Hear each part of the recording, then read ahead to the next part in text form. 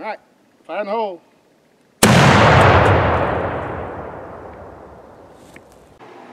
Hyundai sent us their all-new 2024 Kona inline all-wheel drive SUV. Top of the line, loaded up with everything. Let's take a closer look and see what we've got here. Well, to start off, this is a Korean-made vehicle with Korean parts in a Korean factory by Korean workers. That's a very good sign. Means the quality should be very, very high. And here's the claimed fuel economy. We'll take this out in the real world and see if these numbers are accurate. The inline is supposed to be loaded up with everything. That means no options. Here's all the standard equipment. I'm not going to read it off. If you want to see something, just freeze frame. A lot of stuff here. But wait, there's more. So how much is this going to cost us? There's a total tab. They just had to add an option. They just had to do it. $210 for carpeted floor mats. Are you kidding me? Come on, guys. Why did they have to do this? There's the total tab. So here it is. A very nice, modern, clean design, I think. The red metallic paint kind of helps. I kind of like the wheel design myself. Funny place to put the taillights, but hey, whatever works. And the rear view. There are three things we do when we get a vehicle. Number one, we take the headlights out in the dark and do a night drive. Test the headlights out, and we already did that and posted that video on YouTube. But so you don't miss it, we'll have a link for that at the end of this video. So you have two videos to watch instead of one. Very interesting location to put the lights. And the second thing we do, check and see if there's a spare tire, and yes we do. But keep in mind this is the deluxe inline model, so I don't know if you're going to get a spare tire with the base $25,000 vehicle. Never hurts to check before you buy it. And the third thing we do is check the brand of tires they're giving us, because a lot of manufacturers are putting cheapies on. These are Kumho. Who's that, you ask? Well, they are a South Korean tire manufacturer, been around for 60 years. However, they're actually owned by a Chinese company and make their tires in a lot of Vietnam and Chinese factories I don't know about, among other places. Nothing really wrong with that. I mean, the tires are good or they're not good, right? Let me just say that me personally, I would not want these tires on my car.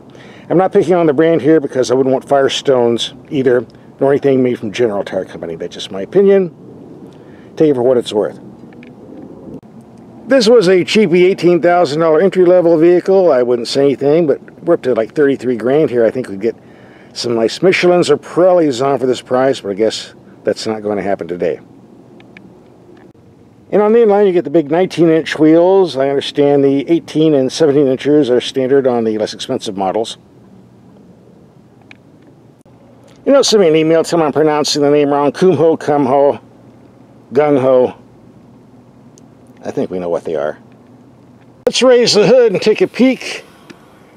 And I'm very surprised, instead of a little metal rod to hold the hood open, we get hydraulics. That's nice. Only found on more expensive vehicles. For your 25 base grand, you're getting a base 147 horsepower engine connected to the CVT transmission. Here we have the upgraded 1.6 liter turbo, 190 horsepower, and the 7-speed dual clutch transmission is gone. Too bad, I kind of like that, but didn't hold up very well, so instead we get an 8-speed automatic conventional box, which is probably a better choice overall for the public. And while the base vehicle comes in front-wheel drive, the inline here is all-wheel drive. Which means with a good ground clearance and all-wheel drive, you take this for some light-duty off-roading, but not on these tires, not for me. No thank you. So I'll be keeping this on the street. One thing I always liked about Korean cars, they take the best features of other vehicles, especially the Japanese, and put them in their cabins. So you get in, there's no surprises. You can drive right away. Here, this is a totally new design from the ground up. Very modern looking. A nice design on paper, but I noticed a lot of cheap plastic in here, which didn't really go over well with me, but you get used to it over time. From the top, it looks like a storage bin, but not really. It reveals a tray, so what do we even need the lid for? It doesn't cover anything, unless you include this in a coin holder. Some cost cutting here, guys. A couple bucks saved. Here we have a drive mode switch for normal, snow, or sport. Now, if we're looking down here, we'll notice there's no shifter for the transmission. Most vehicles will have a stick here, which sucks. The sticks take up room, they get in the way. You have to take your eyes off the road to use them. I'm glad they're doing away with those. And the other choice, you'll sometimes have a push button system here, or a dial like this, which works great, but if you spill your coffee and the coffee goes down in the console, you're kind of screwed. So no stick, no dial, no push button. So what do we get? We get this very unusual column shifter. And pay close attention, I think we'll be seeing more of these in the future. Very easy to operate. That for drive, back for reverse, push for park. Very simple. You can't spill coffee on it. You're not going to have it get in the way. You don't have to take your eyes off the road. I like this. This is a very, very nice system. I hope Hyundai does this on all their cars. And here's what the reverse camera looks like on the info screen.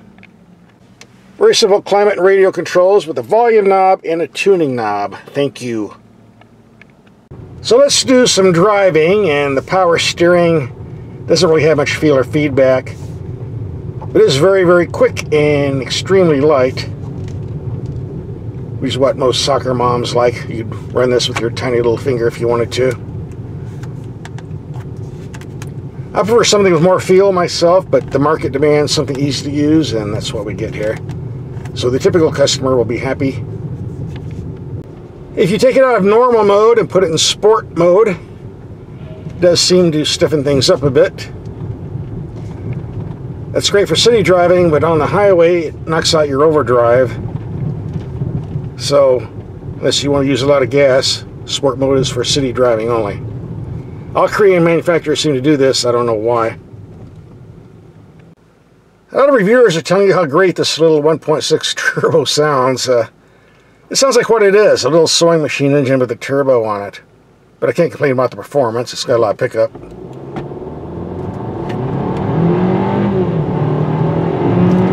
With the typical buzzing noises you get from a small 1.6 liter.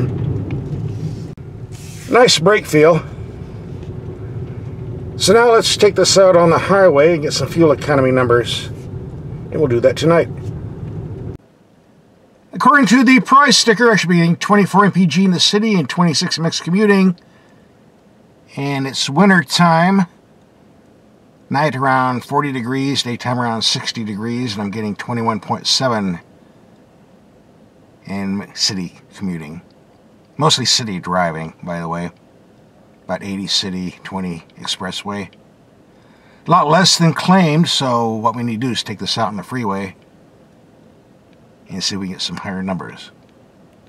We're going to take a highway trip, see what type of fuel economy we can get. Don't go away. On the highway, I find the steering be a bit on the loose, sloppy side. That's my definition, not a scientific one. By putting the vehicle in sport mode, it helps solve that problem, crisp up the steering a bit, but the problem is when you put a Korean car like this in sport mode, you lose your overdrive, and your RPMs jump from 2200 RPM to 2800 RPM, killing your fuel economy. So I enjoy the sport mode in city driving or expressway, but not on the highway, unless I want to guzzle more gas. This seems to be a trait in almost all Korean cars, and I don't like it. I don't know why they do it, but that's what they do. So I'll have to put it in normal mode and just put up with the loose, sloppy steering.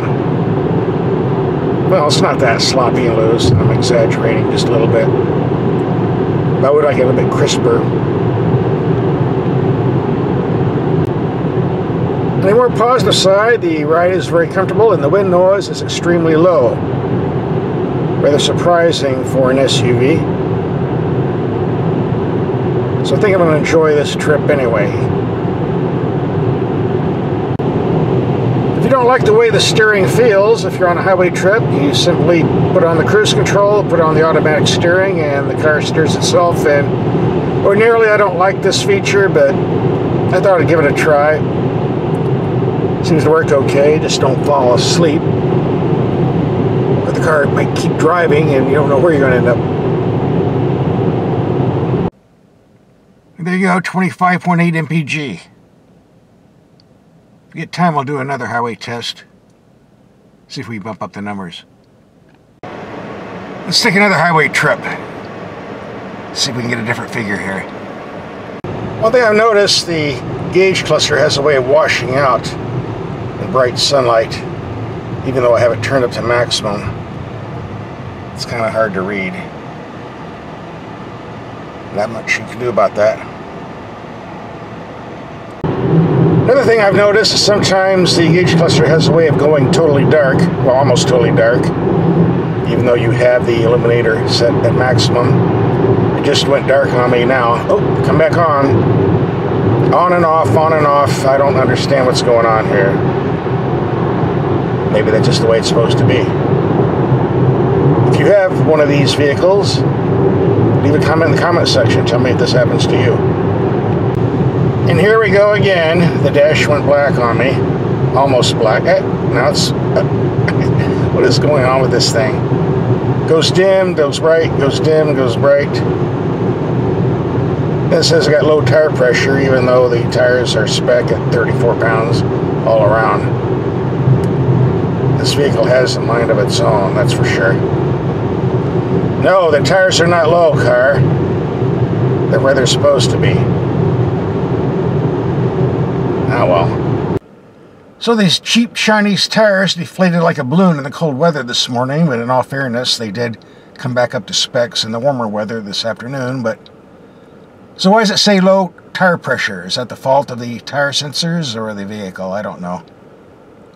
I guess I'm going to have to look at this for the rest of the loan here.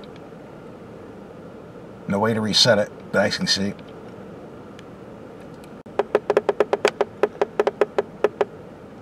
Make a comment in the comment section. That's what we're here for. By the way, the fuel economy on this trip was 29.5 mpg. I reset it before I got it on the camera. Sorry. So what's my take on this Kona after a week of driving? It's a nice looking vehicle. Underneath, I think just a soccer mom special, but I think that was the intent of the factory to begin with, so nothing wrong with that. In the meantime, if you want to see how these headlights perform in the dark, that link's coming up right now. Just click and watch the video. Here it is.